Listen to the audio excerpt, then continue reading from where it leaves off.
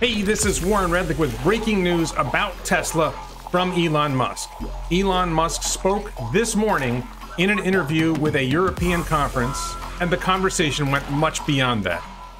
Before we get into it, I want to thank Bradford Ferguson and all my Patreon supporters for helping this channel grow. I also want to mention there's now YouTube memberships on my YouTube channel. Both of them get you merchandise discounts, like on the machine that builds the machine. So let's get into the breaking news about Tesla from Elon Musk. Are you ready? Let's go. I want to start with a funny moment that shows Elon's humanity, that he's not perfect either. Right at the beginning, he forgot to turn his mic on. And also how realistic the chances are that we will see that kind of improvement.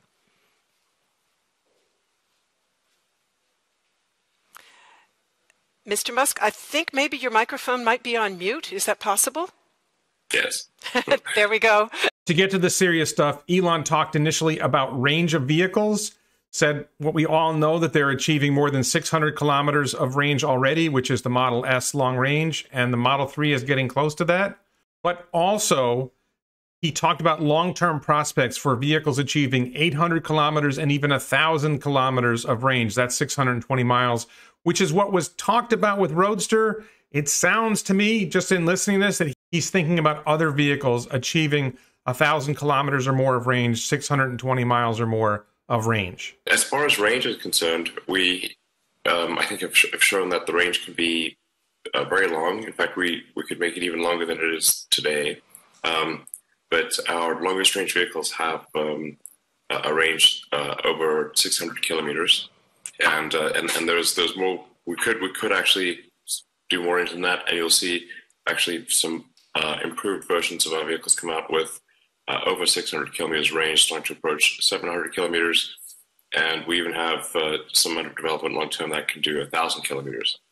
So next up, Elon goes deeper into the weeds on battery chemistry and battery details, revealing that they're already achieving effectively 15-year calendar life on their battery packs, and their long-term goal that they might achieve 50 cents or 55 cents per kilowatt hour at the cell level. This is stunning. I'm going to talk about that more after this clip. Check it out. What we see is really the fundamental impediment to progress with batteries is the cost. So if you've got range, if you've got rapid recharge, and all those can be achieved, and a high calendar and high cycle life. So batteries can last like 15 years, which we believe ours currently can. Then what it comes down to most of all is improving the cost, so that the affordability of batteries of battery-powered cars, of electric vehicles, is improved, and so that everyone can afford to buy an electric car. That's really what we see as the fundamental thing that needs to be improved. Now, along the way, there will also be improvements in energy density, which really translates to improvements in range.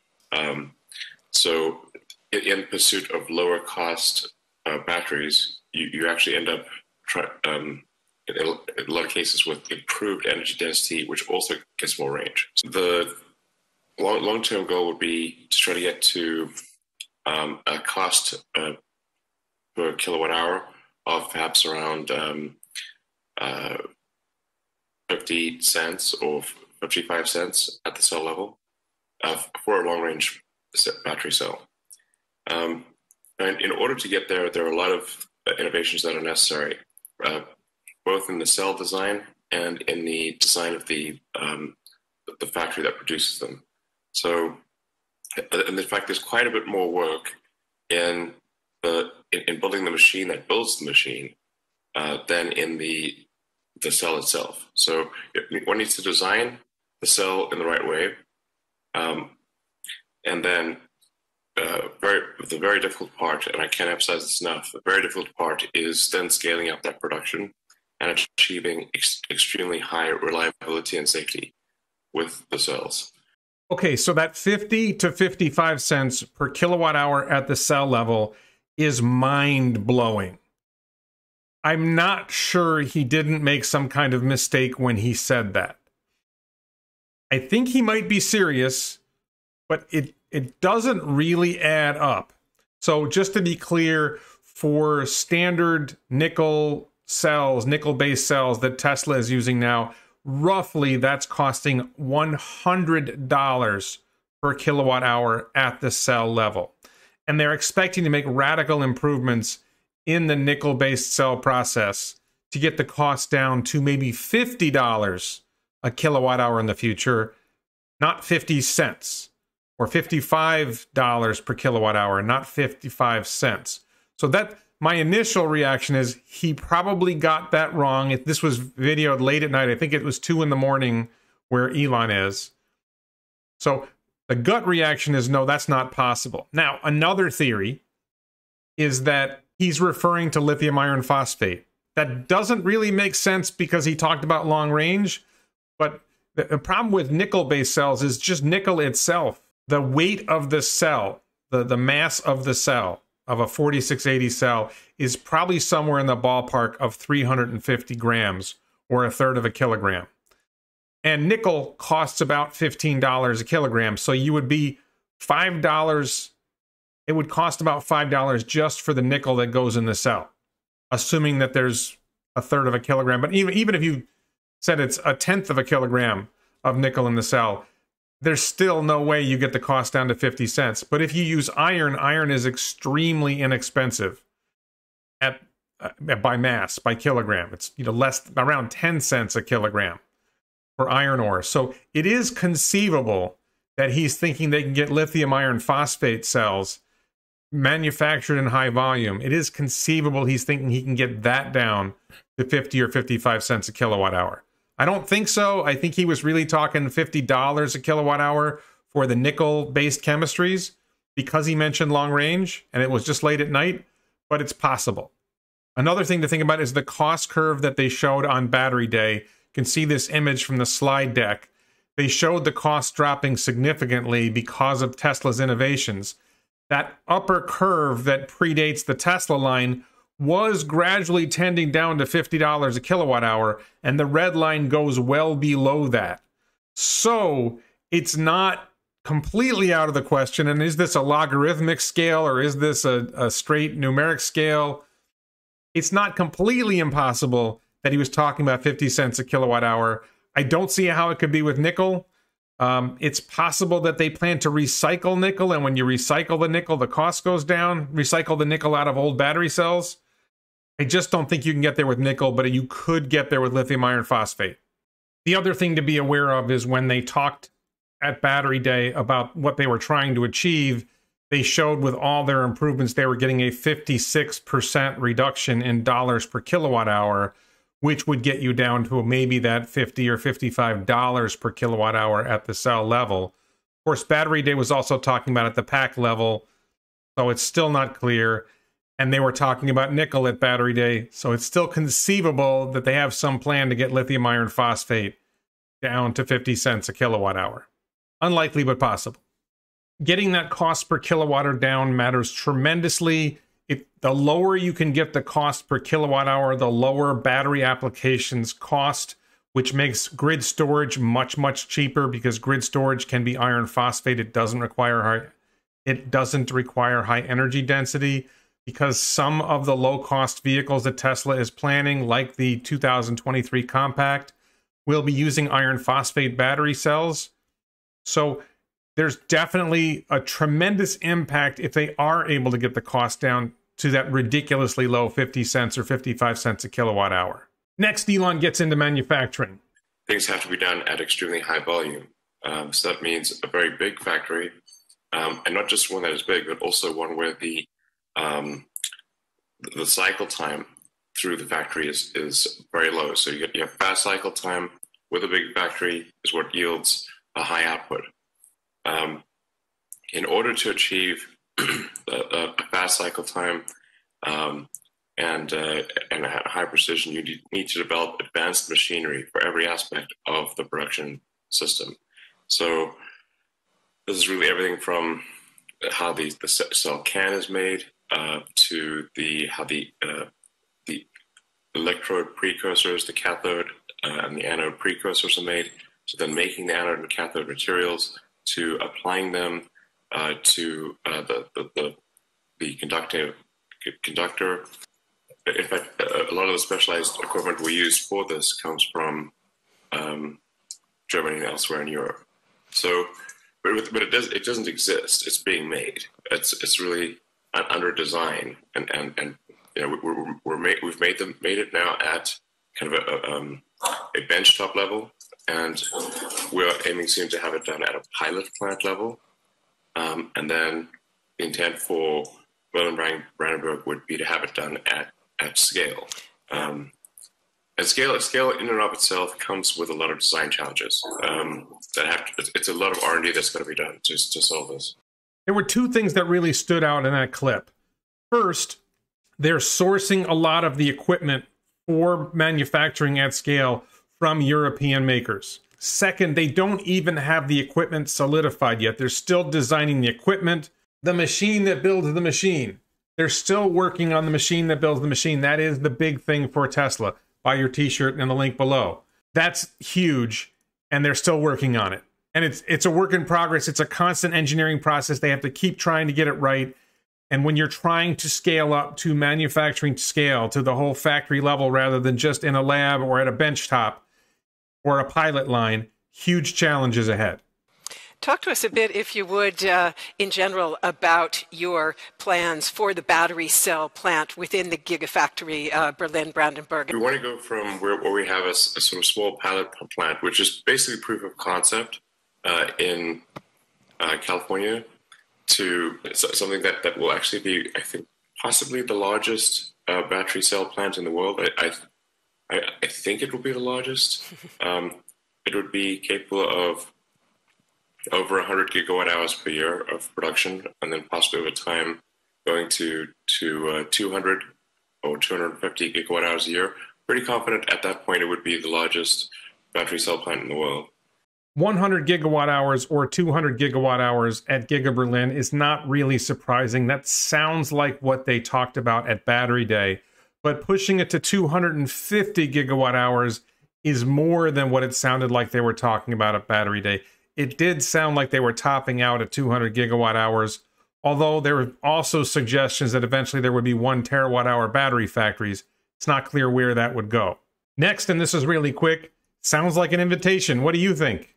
In fact, it might be helpful to provide everyone with just a walkthrough of the Tesla pilot plant. And if you see how intense it is, even at the very small pilot plant level, you can imagine how much more it would be at something that is perhaps 100 times more throughput.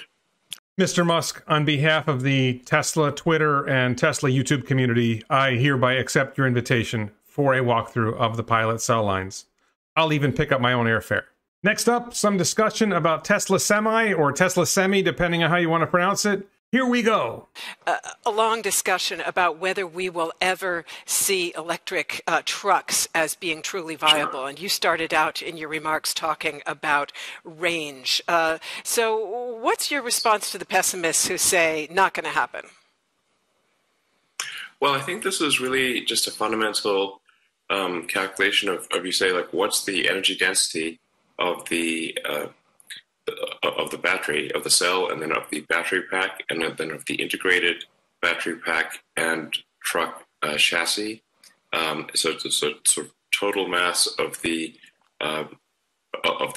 semi truck before including the trailer or anything.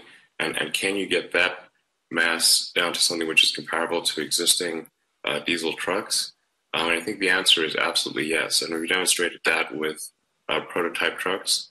And so getting a range of, let's say, 500 kilometers is, I think, quite easy, like trivial, to be frank, for a semi-truck. And this is assuming a truck that's pulling a load of something on the order of 40 metric tons. So just a heavy truck. And then you can take the range, if you want, for long-range trucking, up to, we think, easily 800 kilometers, and we see a path over time to get to 1,000-kilometer range with a heavy-duty truck. This is, like I said, truck on the order of 40 metric ton total mass. We think this is going to be extremely competitive and compelling to the trucking companies. And we actually have a few prototype semi-trucks that are in operation, have been in operation for over a year. Some keys to that are having, like I said, a high energy density cell, and then integrating that cell into the pack with a minimum of extra mass, and then having a structural battery pack where the cells and the battery pack actually form part of the core structure. And this is also something that we talked about at Battery Day, and that we will be, of course, implementing with the semi-truck. So that was actually a big piece of news, that structural battery pack will be a part of Tesla Semi. It's not surprising because weight is very, very important for Tesla Semi. They did not talk about structural battery pack for Tesla Semi at Battery Day or at any other point in time. It makes perfect sense that Tesla Semi will have structural battery pack. I figured they were going to have structural battery pack on Tesla Semi before I saw this, but Elon just confirmed that Tesla Semi will have a structural battery pack. It's a big deal. Structural battery pack is important because instead of building the structure of the vehicle and then putting the battery pack on that structure, using the batteries as part of the structure saves weight. And weight is very important for Tesla Semi because there's usually a limit on how much weight they can pull. By reducing the weight of the vehicle, it allows them to carry or pull additional weight, which makes them more competitive with diesel trucks. It's critical. Also, by reducing weight, it just improves performance in general, and it may make the structure even more rigid, even more stable. It may make for a better structure. And the net result is you're able to carry basically the same cargo as a regular diesel truck.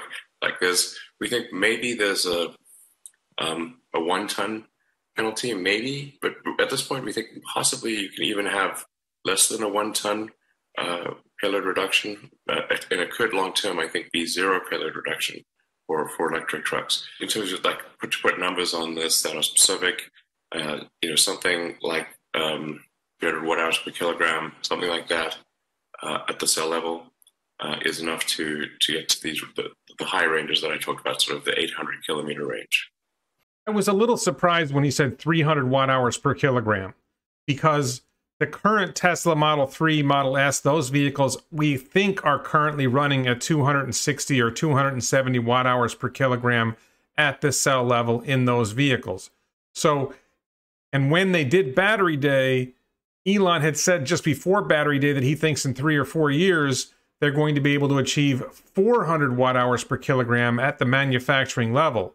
So my estimate is that the high nickel batteries that they're starting to make at the pilot line in Cato Road in Fremont, and that they will be making in Berlin, will be more than 300 watt hours per kilogram. My ballpark estimate was 330 or 340 watt hours per kilogram. So it was a little surprising that he dropped 300 watt hours per kilogram, but he was talking about achieving an 800 kilometer range, not a 1,000 kilometer range.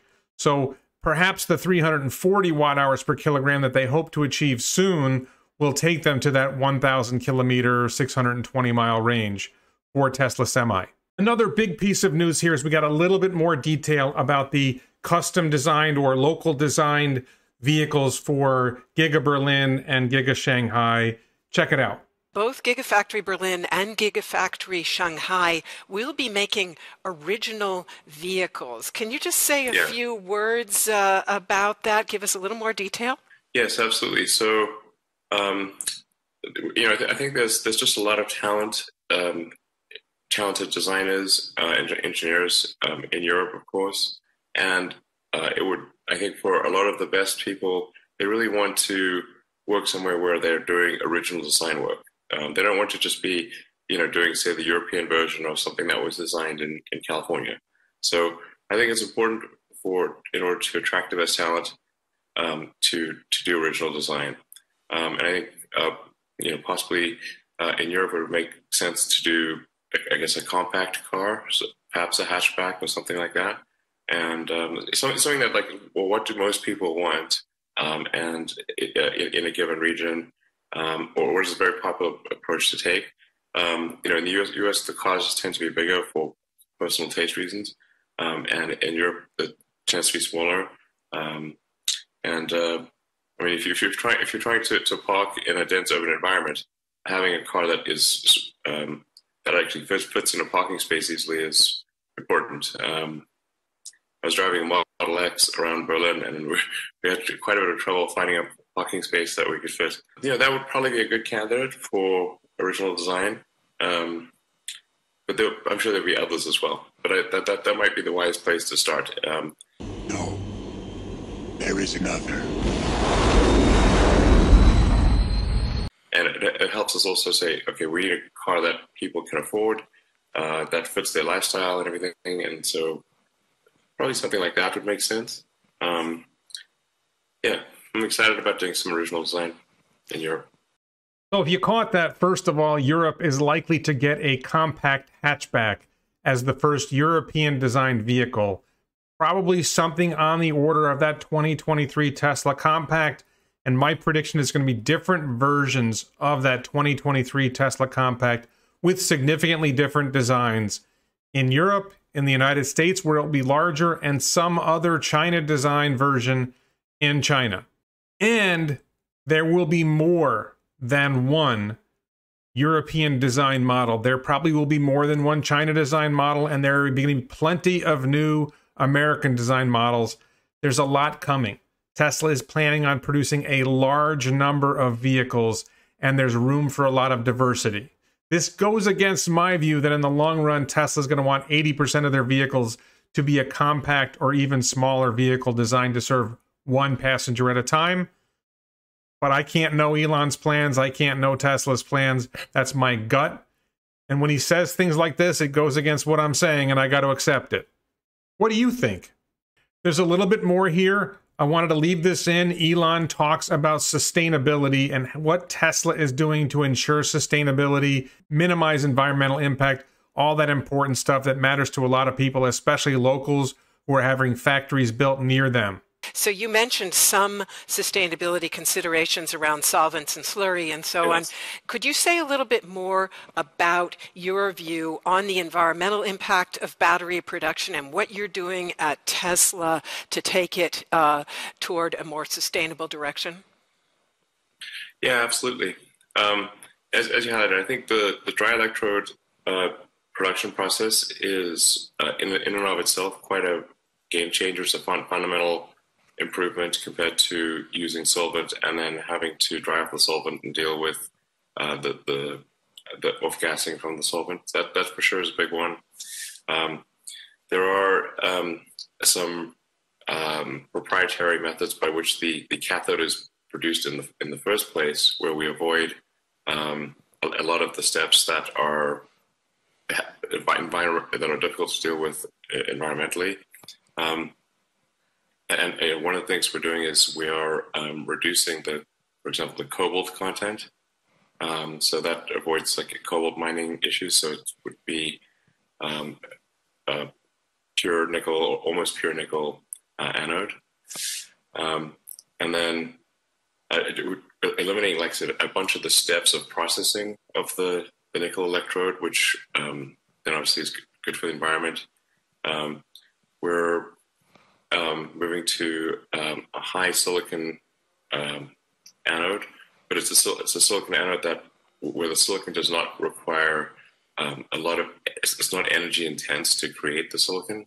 It's using silicon that is comparable to solar panels, sort of photovoltaics. We also have come up with a means of creating lithium hydroxide without use of sulfuric acid.